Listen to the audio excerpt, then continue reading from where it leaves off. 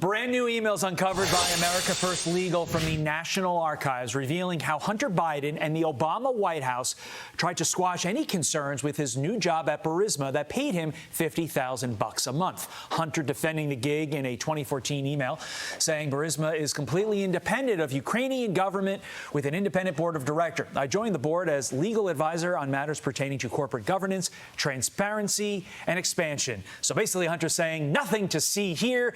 Gene Hamilton is saying the exact opposite. He's vice president and general counsel at America First Legal, and Gene joins me now. Gene, what are the main takeaways from these emails?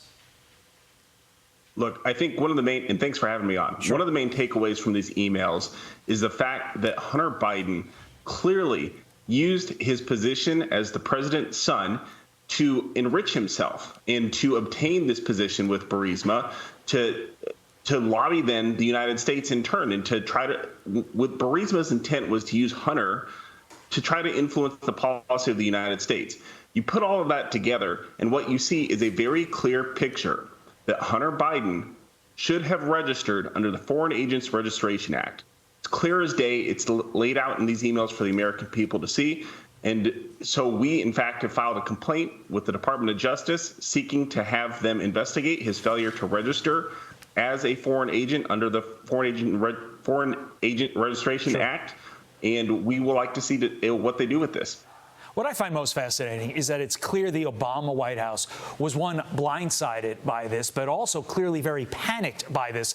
And you can understand why. A letter like this, a Russian TV producer trying to get an interview with the then Vice President, Joe Biden, about Hunter's new job. The producer asked, would you be so kind to tell us to organize an interview with Mr. Joseph Biden so that he could tell us his attitude toward this and tell us if it will influence the foreign policy of the U.S.? A Biden comms advisor replying, what a charming letter, not granting the interview. So this tells me two things, Gene. I want to know if you agree. One, Biden really tries to downplay all this all the time, whether it's Hunter, Joe, everybody in the Biden family. They think, or they're trying to make an appearance that what they're doing is okay. But two, the foreign stage, people on the foreign stage knew Joe Biden and the entire Biden family was in this influence peddling game. And that's why the Russians even sent a letter like that, right? Absolutely. That's undoubtedly true. And seeing those types of things show the American people the extent of the influence peddling that was going on by the Biden family during the Obama administration. They show the concerns of some of the officials in the Obama administration about the optics of this entire situation.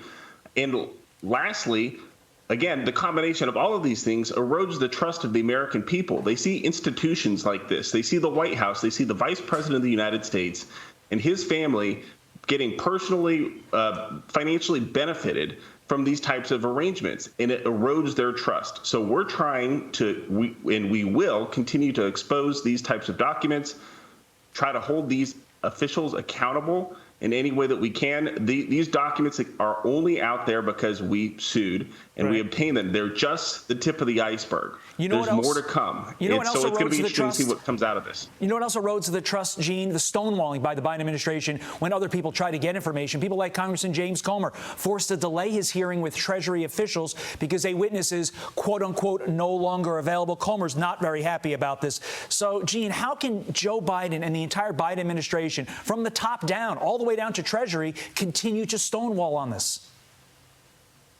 Well, they're going to keep trying to do what they can, but eventually, if we're persistent, whether it's the people in Congress, on appropriate oversight committees, or whether it's organizations like ours using tools available in the court of law, to try to eventually bring accountability to the Biden family.